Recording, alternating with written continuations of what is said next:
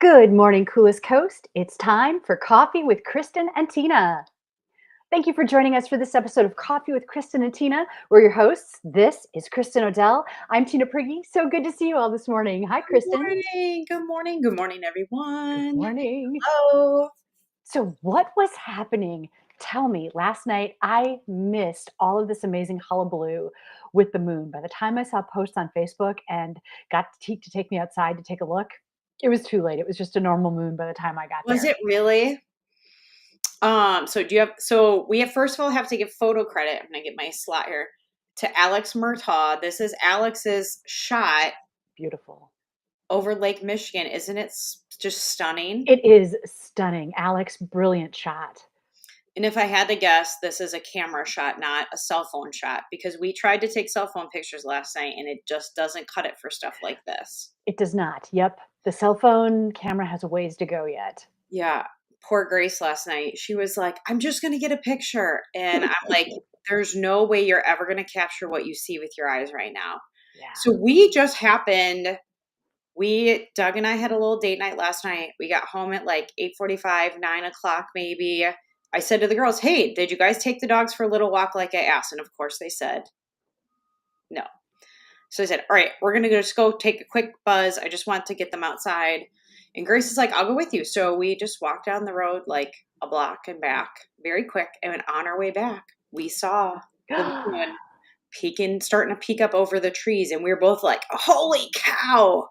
And it was so like a very, very deep orange color, very much like this. The sky looked a little bit darker by the time we were out there. So maybe this is a little bit earlier shot, but she was like, oh my gosh. I'm like, let's go back in to get dad.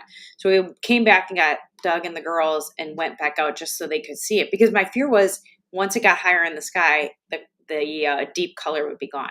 I can confirm your fear. It was, yep. It was just a normal yellow moon. So what time did you go out? Maybe 9:30. Okay. So it had to be in that like 9 to 9:30 window because we were not out late. But it was so cool. And Doug is like, what is this? Is this a harvest moon? And I'm like, it can't be harvest moon because it's spring. That's not right. It's June. And then Susan Murtaugh had posted that it's called the strawberry moon. I love it. I love that Alex captured this shot. It's so incredible. It's the next best thing to having been there, I think. It is so cool. I mean, you can just see the like craters and, kind of the face in the moon. You can see that Yeah. that's standing out in his shot. So Yeah. And so ephemeral, right? The fact that the timing had to be just right. You had to be looking the right way.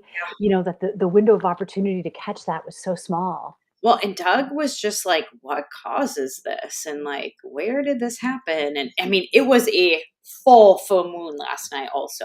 So did you guys Google it? Did you find out? Do you know the answers to No, those we didn't questions? because I had dogs that needed to get inside and children to get into bed. And so I didn't. But if you saw the moon or you have more details, we will take you as our producers. You can just drop it right in the comments for all of our friends to see.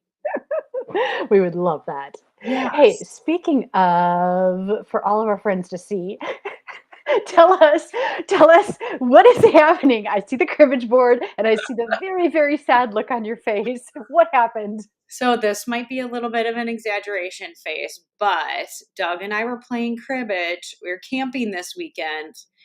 And thankfully, you can see I am the blue pegs. I did get over the skunk line, but he beat me. So I gave my very best frowny face and a thumbs down.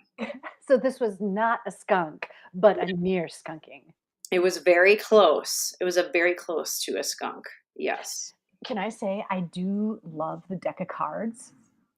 So that is a gift from Susan Murtaugh. Oh, We took them along with Susan, us. Aren't they wonderful. cool? Yeah, so artistic. Every card has like a theme. So you can see this 5 of hearts. The hearts are integrated into a picture. So the 6 of hearts would have another heart on the branch, still with the bird. Like they get a little bit smaller, but like the whole deck is like that. The diamonds are like little birds with their mouths cheeping open. You can kind of see it maybe in the foreground there, but like cheeping open like they're waiting to get fed, and the diamonds are their mouth. Aw. The Jack Queens and Kings are super, really arty and like kind of weird looking. I will drop a link in. They're made out of Europe, or they're not made out of Europe, but like the designer is in Europe. I'll drop his name in and a link to the cards if I can find them. But they're So really kind of, so that's not Susan's art. it's not Susan's art, Oh, but of okay. course, because she's just like a connoisseur of art, she had them there. They're really cool. Yeah, definitely drop a link. I think that'd be cool. Yeah, I'd love for you guys to just look at the pictures of them because it's pretty fun. Talk about leveling up your cribbage game, right? Not only playing the game and enjoying that, but then having this beautiful, like, art deck to play with. Ooh, I like it. Yeah, you would think that that would have inspired me to win, but I would have thought too that maybe this tablecloth, which is super cute with the pineapples and the watermelon, but nope, yeah, it does kind of look like summer, doesn't it? totally. It's been That a is weird such a week. good Monday feeling. night, we were back in winter coats at softball. I'm telling you. I almost turned the heat back on. I was like, "Don't do it. Don't do it. Don't do it." But yeah, it was really cold. Yeah, I think we're gonna have a warm one today, though, folks. It is sunny. It's beautiful out today. It is nice. It feels really good. Hey, speaking of summer, seeing this s'more totally made me think of summer. Okay, so Tina, we had these were peanut butter cup cookies that we had along in the camper. What does that mean? A peanut butter cup cookie? It's a cookie with many peanut butter cups in it. Oh, is the cookie itself peanut butter? Yes. Okay. Oh, I yeah. did not make these, full disclosure. This was a fundraiser cookie dough thing, but I baked them up Thursday night or Friday night before camping, Thursday night. So Grace decided she was going to roast a marshmallow and put it between two peanut butter cup cookies. I don't know why that was so hard. So then it made me wonder, how do you like your s'mores? So in this case, she didn't add any additional chocolate because there's already that chocolate cup in the cookies? That's correct. Oh, and then did the heat from the marshmallow kind of make that melty? I mean, I think so. I don't know. It was gone quite fast. It must have been delicious. Did she like it? Yeah. Oh, yeah. Did you try one? We had no, I had a traditional s'more with chocolate and marshmallow and graham crackers.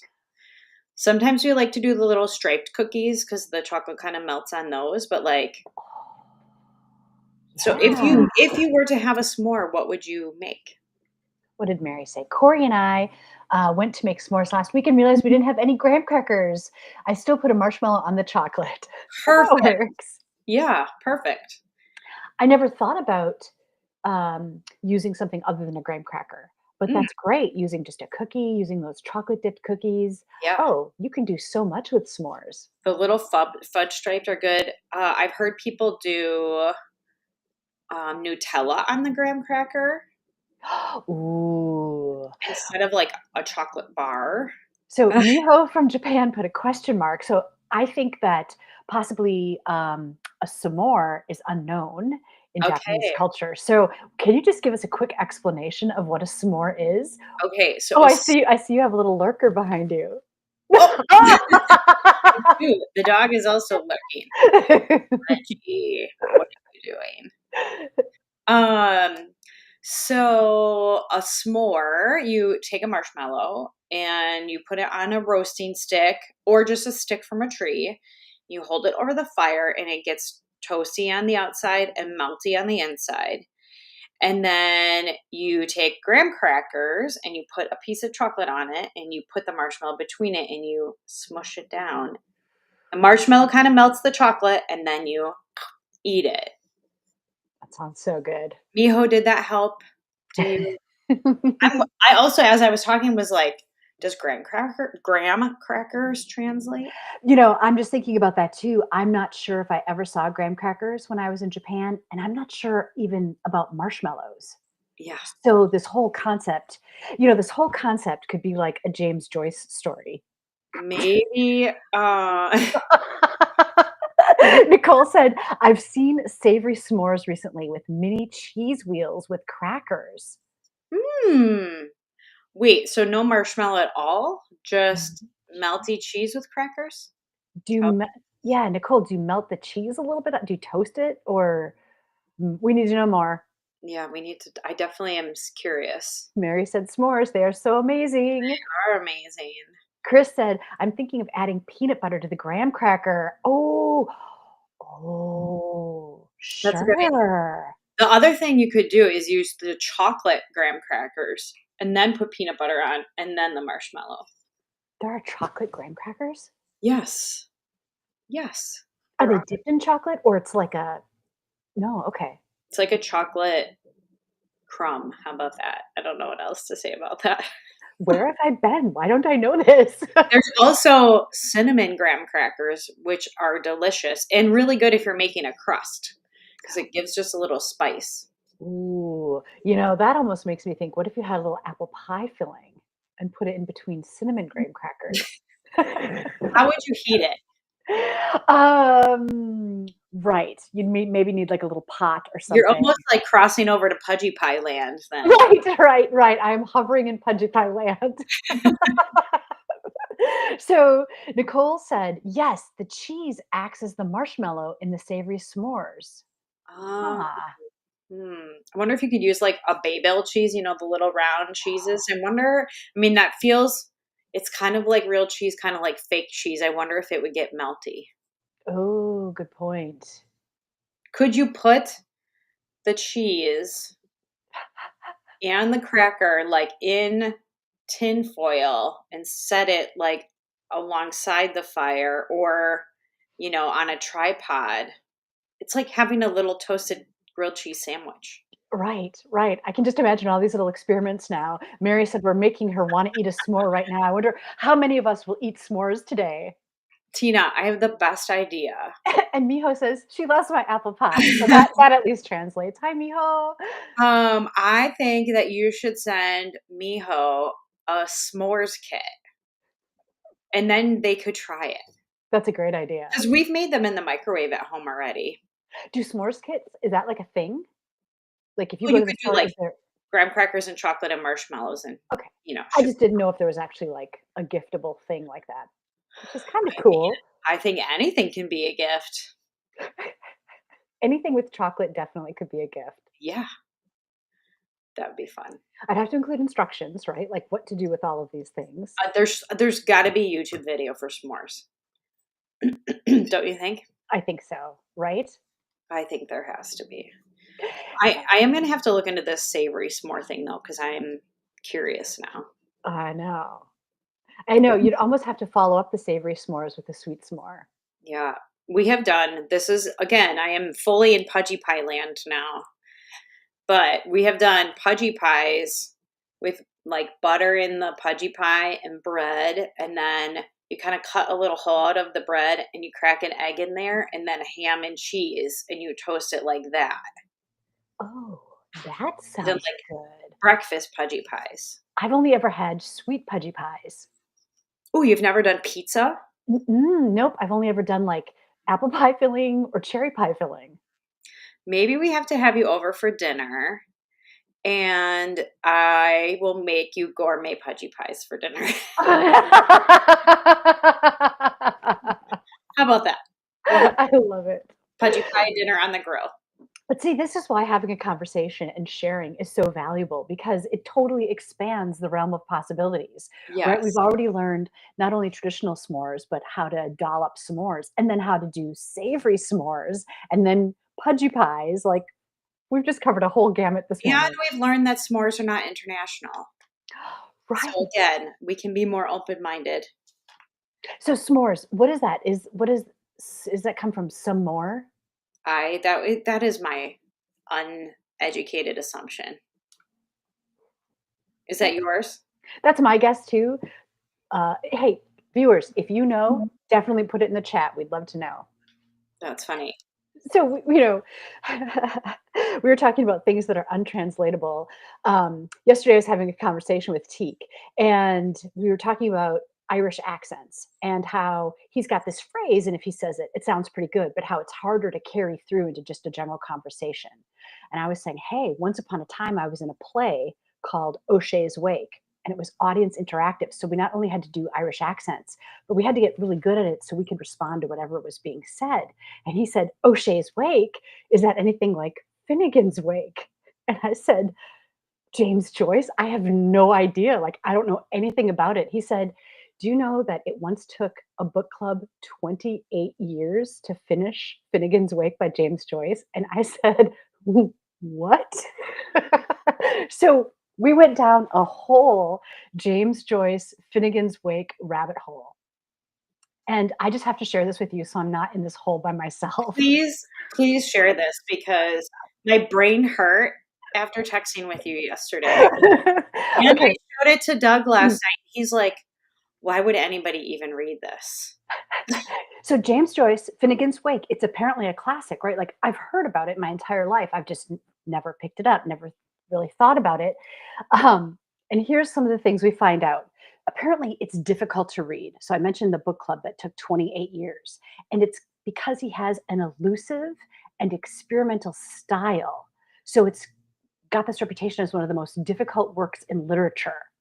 And although the base of the language is English, he modified it by combining and altering words from many languages into his own distinctive idiom. And so we kept going down this rabbit hole and found out you can't even translate it into standard English or translate it into other languages because there's so much of these idioms and idiosyncratic terms that he made up. So you have to like read it until do you have to think, would you make an assumption on what his intended word was in the English language, basically? Yeah, like he's playing with language. And so you really have to kind of play along with him. So here's like one of what they consider a famous line, right? And I'll just read it out loud and you'll kind of feel how it's got this like poetic kind of flow. It says, away, alone, a last, a loved, along the river run, past Eve and Adams, from swerve of shore to bend of bay, brings us by a commodious vicus of recirculation back to Howth Castle and environs. Which You just read that beautifully. thank you. So I mean, because I'm kind of starting to appreciate, right, like how he's playing with the words. But yeah, you kind of have to break it down. And this one is not even as bad as there was one I was reading. I was like, I couldn't tell if it had changed to another language. Yeah, But what you sent me yesterday looked like a foreign language, not even written in English. is this it? Let's see. It Yes. says, what clashes here of wills, gen wants, ostrigods, gagan fishigods, brakek, kakek, kakek, kakek, coax, coax, coax, ulao, ulao, ulao. I don't even know. Quo. Yes. And then it just goes on. But like you feel this, I'm super intrigued. I just have to say this is a rabbit hole that I might be in for a while because while For it's like breaking 20 my years. mind, yeah. You're gonna be in the hole for 20 years. It took him 17 years to write it. That's amazing. And it took this book club 28 years to finish it. Oh my gosh. I would love to know how many people were in the book club, if they read any books in between this book, or if they just did it. Like, my attention span is not that long. It made me think of the book club that you want to get going for How to Read the Room. And I thought, oh, it better not take 28 years. I got the book. Excuse my leap off of camera here. I got it right here. Woohoo! It is. It's going to be a task. And there's words. Doug opened it up and read a word the other day, and he was like, I think that you're going to have a dictionary next to this book. And I'm like, I know it. I know I'm going to study it. But I've got a great group. I've probably got like 12, maybe 15 people that are interested in doing it. So you guys, this is a study on group dynamics. It's all about like how people behave in groups. I'm really excited. I need the accountability to just make myself get through it. So as you learn new words, make sure you share them with us. Oh, I had that thought with James Joyce, and I thought they're all weird words. Like, there's no way. those are not English words, though. They're not repeatable and writable. in some cases, right? Yeah, I don't even know if you looked them up in a dictionary, if that would help. Or like in that sample, like they're almost exclamations. So Yeah, I almost feel like he's describing the experience, and this is only my interpretation, and again, I haven't read the book, but just from that blurb, I feel like he's talking about, like, the sound of seagulls and birds or something by the shore, and maybe the clacking sound of boats next to each other, or totally could be. I could totally see that. How long did you spend discussing Finnegan's Wake yesterday? oh, we must have been talking about books and this for maybe an hour. So fun. What a cool conversation to have with your, 20-year-old. Thanks. Thanks. We also decided, if you wanted to read 100 books a year, what does that look like? And it's kind of like finishing a book every 3 days or so, which is not unreasonable. I mean, you'd have to be pretty intentional to like, I don't think I could do that. 100 books in a year is a lot. I don't know if I'd wanna set a goal like that. Yeah. Well, and then like, are you missing things in the book because you're just so intent on finishing them? Right.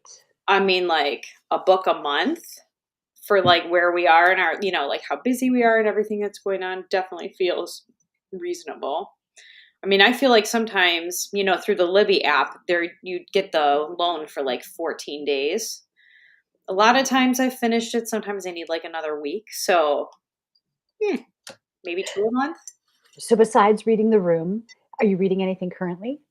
I am, but I can't tell you. I don't know what the title of it is. It's getting really good. I'm really close to finishing it. It's got moon in the title.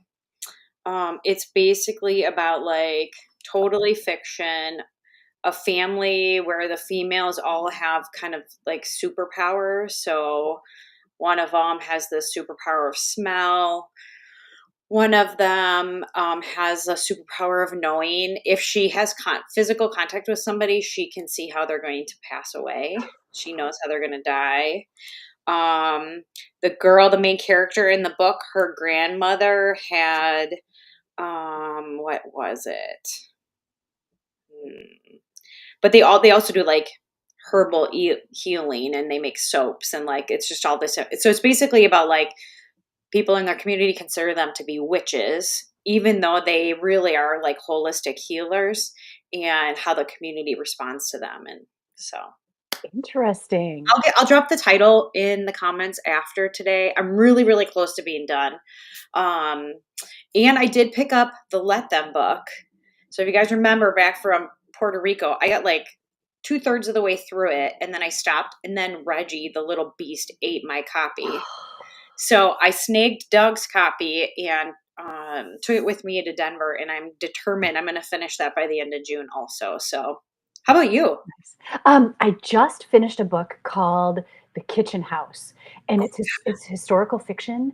It's, antebellum South, so, like, pre-Civil War, it was really good, really powerful, so important to know our history, and that time in history is always just a gut punch for me to read about. Like, I can't believe that's where we were.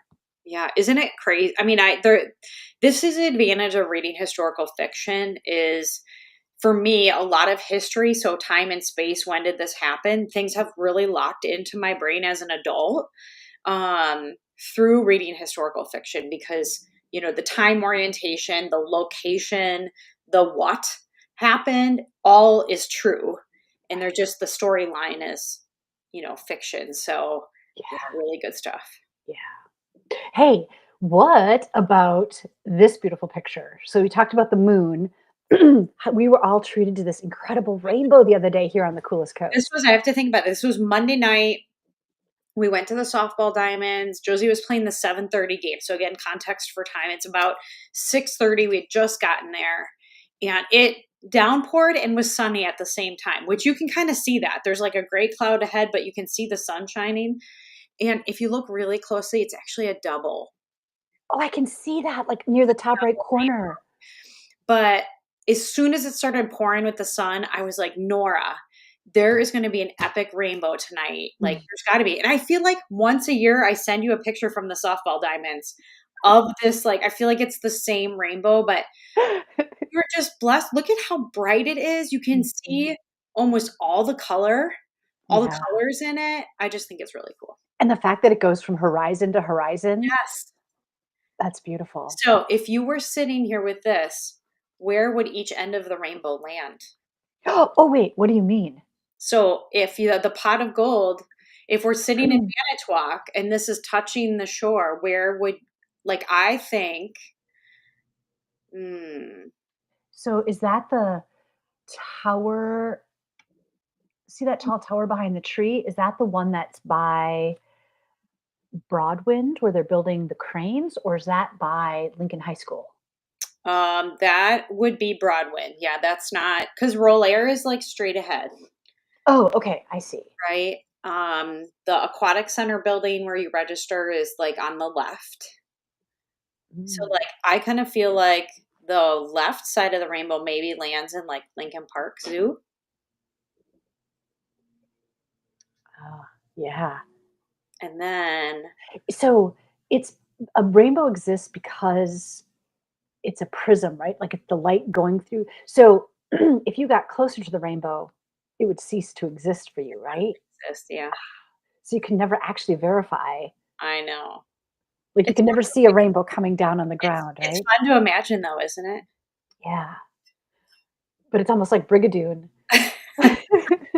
Yeah. Yeah, I mean, it's just, there's all these droplets of rain coming down, so the light reflects through the rain, which is like, throws it up in the sky. Which I told Nora, like, if you want to get it, she had taken pictures of just the single, and then it doubled up, and I'm like, if you want to get it, you got to go right away because it's not going to stay, it'll be gone. And then, just like that, it vanishes. Was the double rainbow also full? A full Uh, glow like that? I don't think we saw a clear, like, at the top arch, but we definitely saw it on the sides.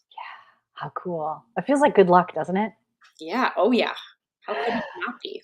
So, Kristen, I just filled out my membership application for the senior center. Okay. So At I looked age at this. I was studying this. I was like, are you doing this with Diane? What's going on? So, Tina, how young, I'm going to say young, do you have to be to join the senior center? half a century. So if you're 50. 50 years old, you can join the senior center. Okay. So you joined because, Yeah, so I was talking to one of my neighbors, and apparently she teaches a chair yoga class there. I said, "Really? Everyone is just in chairs doing the?" She said, "Yeah." So I'm thinking I want to explore that. I think that would be great. I'm so excited for you. What a cool thing. As I was filling out the application too, it asks for emergency contacts. So I put my mom down as an emergency contact, and I thought, how blessed, how lucky, right? Like, I don't know how many people can apply for the senior center and can put their own mom down as an Yeah. emergency contact. I mean, seriously, your mom and dad both are in like such brilliant shape and so active. Are they going to join with you? Yes, Mary, you could join. Totally could join. By the way, they offer many different fitness classes and activities at the senior center that either are no cost or very minimal cost. Highly recommend checking it out. Yeah, I was looking at their newsletter too. They do different trips and things like that. I mean, there's all sorts of interesting things that are there to explore. I love it. So Did you, I think my parents are already members. are they? Will your mom go and do seated yoga with you? I don't know. I should ask. You should. And your dad. You think John's into yoga?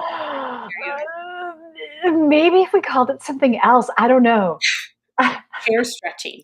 I bet they also do fitness classes where you could do it seated. Just think about all the things your horizons have opened. Yeah. I'll have That's, to find out more and get back to you all.